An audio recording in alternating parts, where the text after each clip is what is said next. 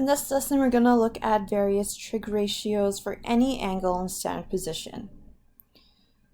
Here's the fact: there are infinitely many angles that are coterminal with a given angle. That's because you can keep adding 360 to that angle or keep subtracting 360 to it to find its coterminal angle. Then here's an example. Let's just say we're looking at the angle 40 degrees. If you want to find a coterminal angle to that, you would just add 360 to get 400. That means that 400 degrees is coterminal with 40. If you add another 360 to that, you'll get 760, and that is also a coterminal angle of 40. On the other hand, you could also subtract 360 and get coterminal angles as well. So if you want to find the general term of all coterminal angles out there for a given angle, it's going to look like that angle plus 360 multiplied by some integer k, where k, again, is the element of the integers. This is a sign for integers.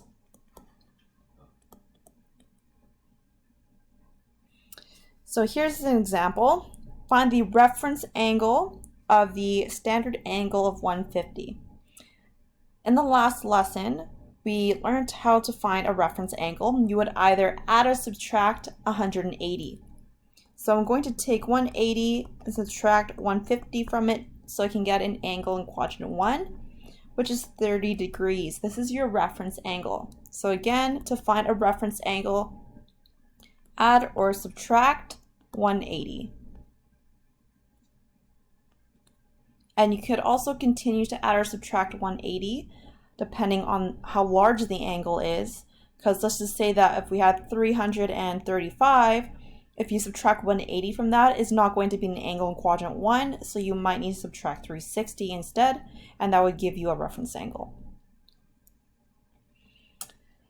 For part B, it says determine the measures of all angles in standard position between negative 1,000 degrees and 1,000 degrees that are coterminal with 150 in standard position, and then sketch the angles. So an angle that's 150 degrees is going to look something like this.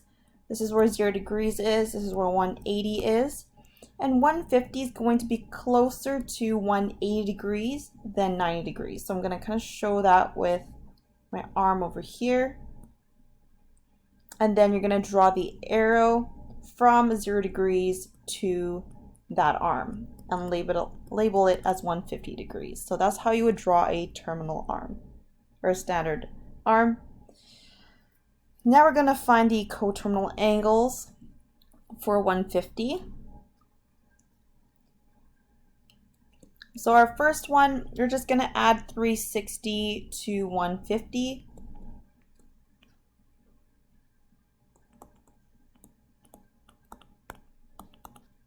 Which is 510. And then I'm going to add another 360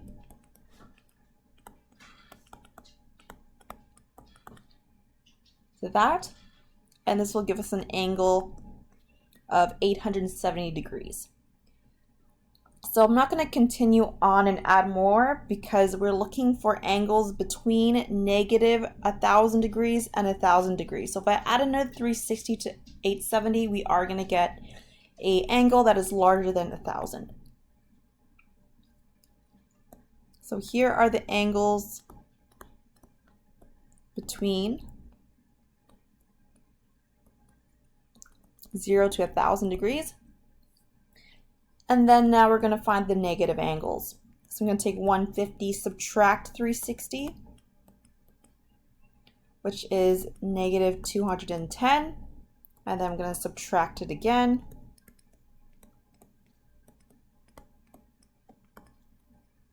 Which is negative 570. I'll do it one more time.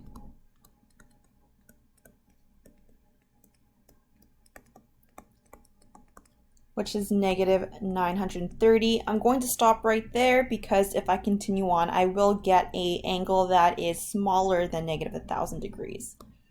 So these are angles between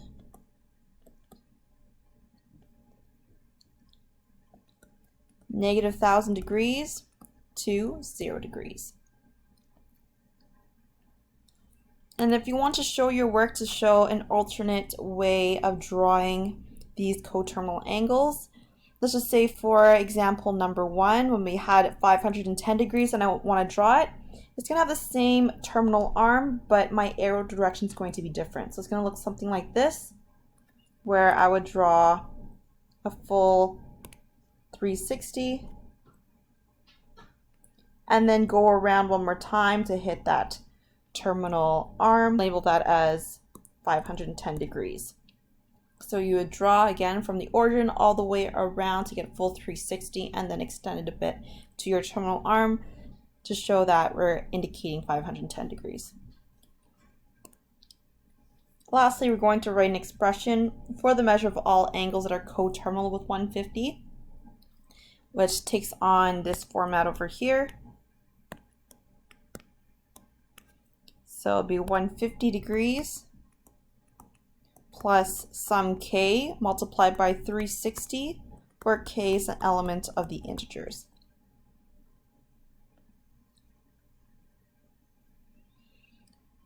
So you can try this one yourself, and then when you want the solution, you can check the OneNote later and it will be there.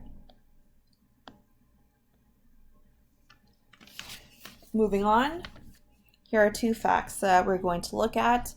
A circle with the radius of 1 centered at the origin has the equation x squared plus y squared equals 1, which is why the point on the unit circle is cos theta sine theta.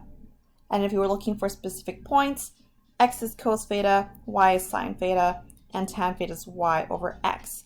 So we talked about this in the last video, where you would draw a certain part of your unit circle and the point, one of the points in the unit circle, let's say, is 1, 0, and you're trying to find maybe what cos of 0 is and sine of 0 is. It would be related to the coordinate on the unit circle. So this is what it's describing. And if you want to find the reciprocal of cos is secant, which is 1 over x or 1 over cos theta. For cosecant theta, that's equivalent to 1 over sine theta. And for cotangent theta, it's going to be either 1 over tan theta or cos theta over sine theta. So the above will help us find exact values of trig ratios of certain angles in quadrant 1, and also the trig ratio of angles in other quadrants with respect to the same reference angle. So let's try example 2.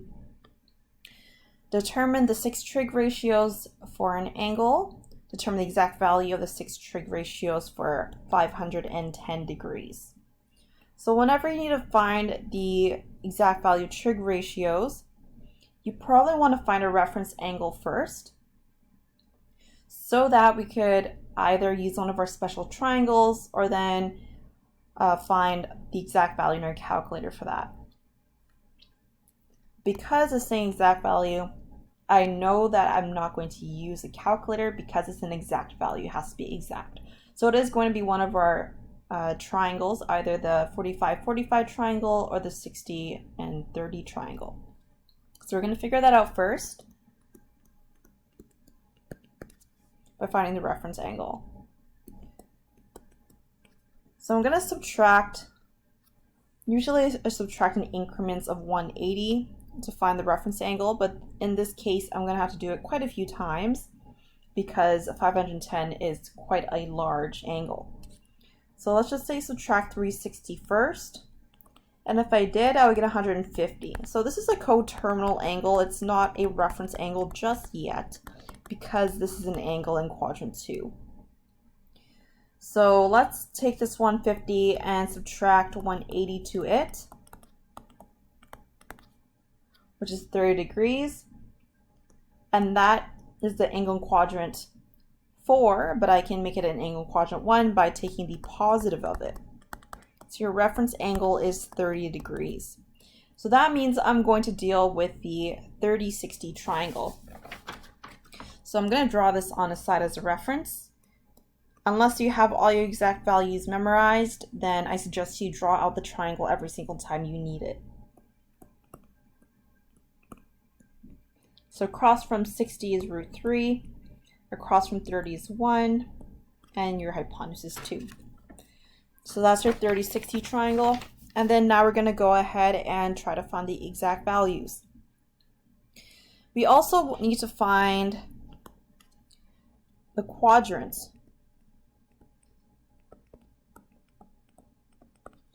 that 110 degrees lies in. Because we found the coterminal angle as 150, that is the same angle, but then you would just draw your direction a little bit differently. So 150 is an angle in quadrant 2. So that means 510 is also in quadrant 2. So sine is positive.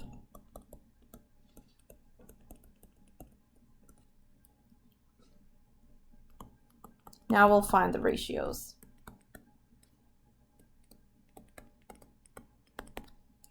So we have sine theta, or sine of 510 degrees. That is our angle. And we're going to use 30 as our reference angle. And that's what we calculated already. So I'm going to look at 30 degrees and find sine of 30 degrees is going to have the same exact value. So across from 30 degrees is 1. That's my opposite. My hypotenuse is 2. Now look for cos of 510 degrees.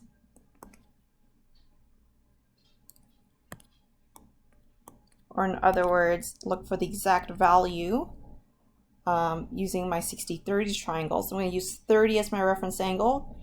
Adjacent is root 3. The hypotenuse is 2.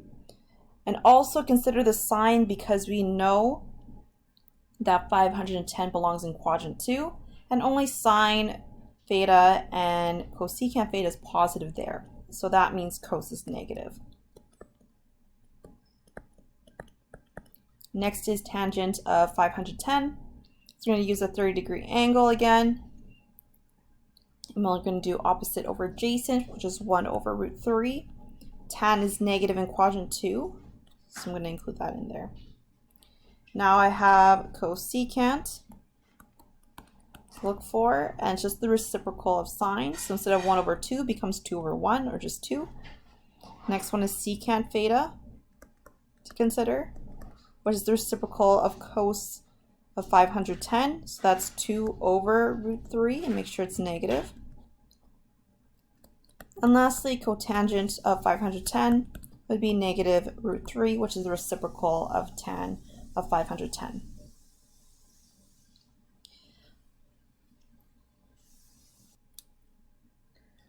Moving on to part B, we want to determine the approximate value of the 6 trig ratios for negative 416 degrees to the nearest hundredth. The approximate value means we're going to use a calculator. It's not an exact value question. And make sure your calculator is in degree mode when you do so. Because if it's in any other mode, you will get the incorrect answer, some really weird numbers. So these ones are pretty easy to do. All you have to do is really plug and chug this into your calculator and it'll spit out the answer for you. So cos of negative 416 degrees in the calculator is going to give us 0.559. Sine of negative 416. You put this in the calculator, it's going to give you negative 0.829. And then for tan of negative 416, it's going to give you negative 1.483. And then we still need to find cosecant of 416, or negative 416, and also secant and cotangents.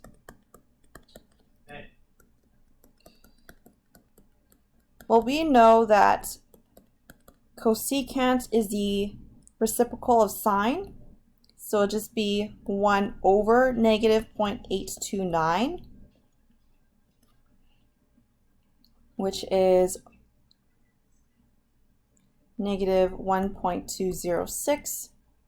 Then for secant, it'd be 1 over 0.559, because it's the reciprocal of cosine. And that would be 1.788. And lastly, for cotangent, That'd be 1 over negative 1.483, which is negative 0.675.